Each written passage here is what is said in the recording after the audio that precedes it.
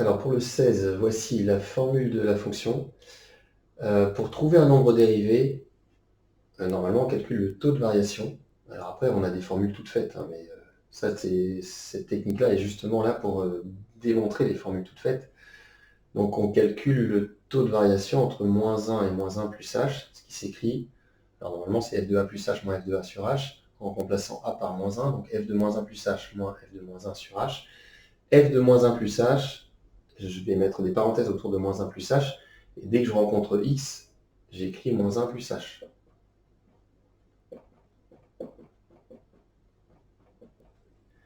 Moins, et l'image de moins 1, moins 1 au carré ça fait 1, 1 plus 1, 2, 2 plus 2, 2 plus 2, 4, donc l'image de moins 1, a priori c'est 4, ça fait erreur de ma part. Le tout sur h. Ensuite, on développe par rapport au carré, c'est le carré du premier, moins 1 au carré ça fait 1. Le double produit, c'est plus 2 fois moins 1 fois h. 2 fois moins 1 fois h. Donc moins 2h, plus le carré du deuxième, donc h carré. Là, je développe par rapport à moins 2. Moins 2 fois moins 1 plus 2, moins 2h, plus 1 moins 4, ça fait moins 3. Le tout sur h. Au niveau des constantes, 1 plus 2, ça fait 3. 3 moins 3, 0. Tant mieux, les constantes s'en vont, donc je vais pouvoir faire une simplification par h à la fin. Moins 2h, moins 4h, plus h carré, le tout sur h. Soit on simplifie directement par h en coupant en deux la fraction, il en restera moins 4 plus h. Sinon, je factorise par h au numérateur, moins 4 plus h, le tout sur h. Et là, j'ai une multiplication, donc je peux simplifier par h, moins 4 plus h. Pour montrer que la fonction f est dérivable en moins 1, il faut trouver vers quoi cette quantité tend quand h tend vers 0.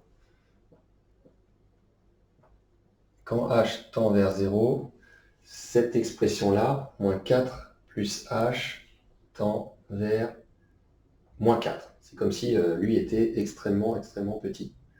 Presque comme si on le considérait égal à 0. Donc, moins 4 plus h tend vers moins 4 quand h tend vers 0. Une fois qu'on a obtenu moins 4, ça veut dire que f est dérivable en moins 1, c'est l'abscisse du point où ça se passe, et le nombre dérivé de f en moins 1 vaut moins 4. Ça veut dire que le point d'abscisse moins 1 est quelque part, je ne regarde pas.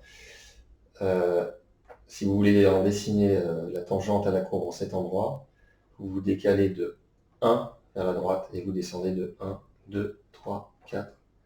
Vous avez la tangente qui fait un truc comme ça. 1, moins 4. Alors, même chose qu'en moins 1, mais cette fois-ci en 2. Mais c'est la même technique. Je remplace x par 2 plus h. 2 plus h au carré, moins 2 facteur de 2 plus h plus 1, moins l'image de 2, 4 moins 4, 0, l'image de 2 ça fait 1, le tout sur h, on développe en haut, le carré du premier c'est 4, le double produit 2 fois 2 fois 4, donc 4h, le carré du deuxième, moins 4, moins 2h, ça s'en va, pardon, le tout sur h, la constante 4 moins 4 s'en vont aussi, il me reste 4h moins 2h, 2h plus h carré, le tout sur h, factorisation par h au numérateur, il me reste 2 plus h. La limite de cette expression-là, quand h devient aussi petit qu'on veut, c'est-à-dire tend vers 0, c'est 2. Donc je sais que la fonction f est dérivable en 2 et que le nombre dérivé vaut 2. Au niveau de la rédaction, je vais utiliser LIM comme limite. La limite de cette expression-là,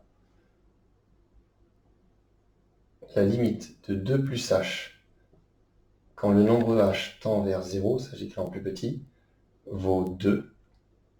Donc, la limite du taux de variation en 2, donc f de 2 plus h, moins f de 2 sur h, quand h tend vers 0, vaut 2.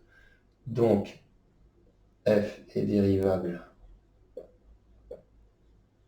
en 2, et le nombre dérivé f' de 2, qui est l'abscisse, qui vaut 2. Ça veut dire que 1, 2, l'abscisse de 2. Alors 2, on avait dit que l'image, c'était 1. Donc 2 donne 1.